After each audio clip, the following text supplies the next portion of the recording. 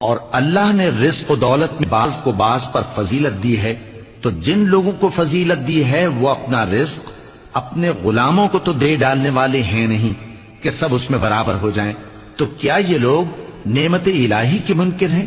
اور اللہ ہی نے تم میں سے تمہارے لیے بیویاں پیدا کی اور بیویوں سے تمہارے بیٹے اور پوتے پیدا کیے اور کھانے کو تمہیں پاکیزہ چیزیں دی،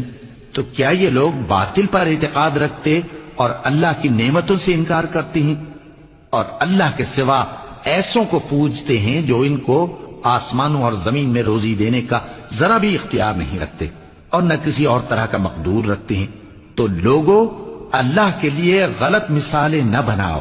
بے شک اللہ جانتا ہے اور تم نہیں جانتے۔ اللہ ایک اور مثال بیان فرماتا ہے کہ ایک غلام ہے جو بالکل دوسرے کے اختیار میں ہے اور کسی چیز پر قدرت نہیں رکھتا،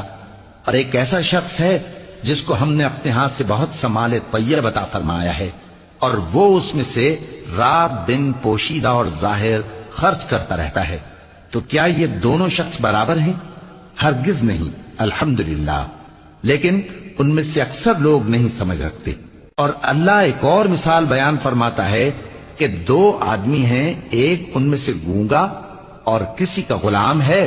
بے اختیار و ناتواں کہ کسی چیز پر قدرت نہیں رکھتا